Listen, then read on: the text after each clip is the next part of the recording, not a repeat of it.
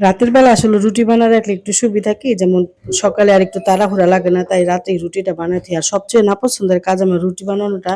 রুটিটা বানাতে আমার খুবই খারাপ লাগে। রুটি কিন্তু বেশি না মাত্র ৪ টা রুটি কিন্তু তারপর আমার কাছে খুবই কষ্ট লাগে।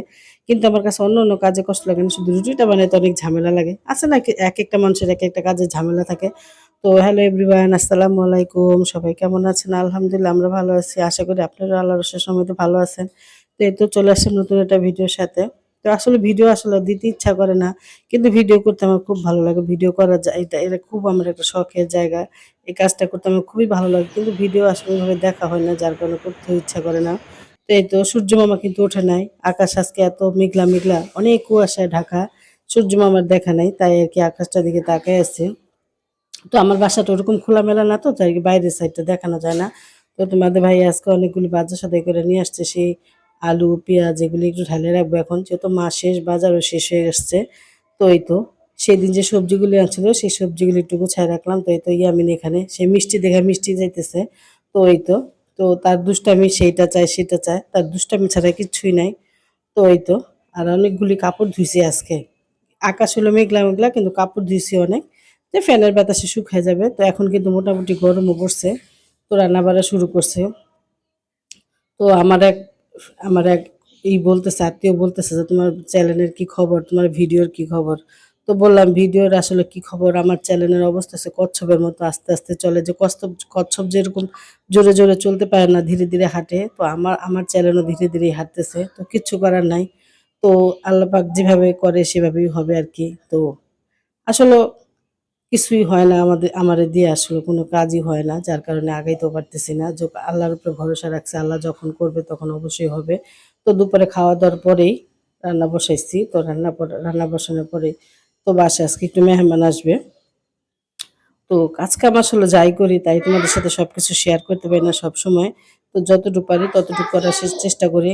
আর ভিডিও আসলে ওরকমভাবে যাই রিচ হয় তাও আবার দেখা যায় কি একটা আসলে মানুষ কেন যে ভিডিও দেখে বা ভিডিও যদি ভালো না লাগে না দেখাটাই উচিত। কিন্তু দেখে একটু ভিডিওটা ঢুইকা একটা লাইক করে বের হয়ে যায়। কিন্তু আসলে এটা কিন্তু করা উচিত না। একটা ভিডিও ছোট্ট একটা ভিডিও একটু ভালোবেসে দেখলেই কিন্তু হয়। কিন্তু না ঢুইকে একটা কমেন্ট করে বের হয়ে যায়। আসলে খারাপ লাগে।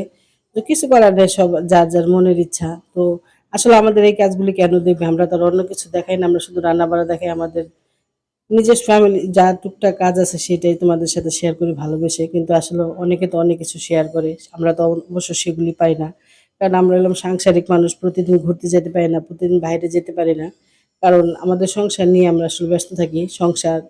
স্বামী সংসার নিয়ে কিন্তু আমাদের সব বাচ্চা-কাচ্চা নিয়ে ব্যস্ত থাকতে হয়। সবকিছুর পরে কিন্তু আমাদের ভিডিও করাটা। তো যার ভালো লাগে সে তো দেখে। তো এই তো ভালোবাসা যারা দেখে তাদেরকে অনেক ধন্যবাদ ও ভালোবাসা শুভকামনা রইলো তাদের জন্য। তো বাসায় আসছে ভাগিনা। তো ভাগিনা মিষ্টি নিয়ে আসছে। তো একদিন কথায় বলছিলাম মিষ্টিটা নাকি খুব মজা। তো বলছে আম্মা একদিন তোমাকে আইনা খাওয়াবো। তো আমার ভাগিনা আমাকে মা ডাকে।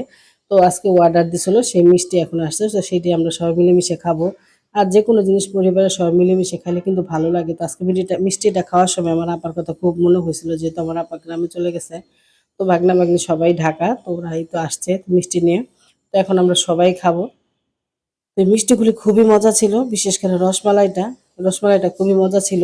তো আসলে রসমালাই এমন একটা জিনিস পেট ভরে খেলেও কিন্তু মন ভরে না। এটা এমন একটা জিনিস। এটা তো পেট ভরে খাওয়ার জিনিস না, মিষ্টি জিনিস, মুখরোচক জিনিস। তারপরেও খুবই মজা ছিল।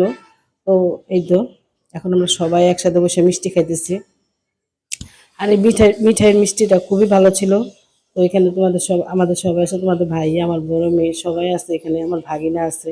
তো একসাথে একটা জিনিস খাওয়ার মজাই কিন্তু অন্যরকম। তো আমার আম্মার আসার কথা ছিল, তো আমার আম্মা আসতে পারে নাই। আমার বাসায় মেহমান আসছে, যাই আমার আম্মা আর আসতে পারে নাই। তো এই তো এখন আমরাই খাইতেছি।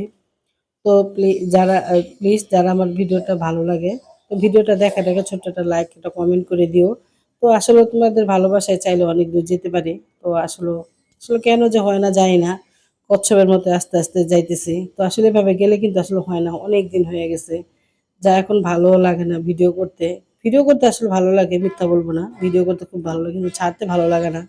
যে ভিডিও ছাড়লে দেখে না বা ওরকম রিচ হয় না। কেন হয় না জানি না। কিন্তু দেখি যে আবার হঠাৎ অনেকের অল্প সময়ে অনেক দাঁড়ায় যায় চ্যানেল। খুব ভালো লাগে।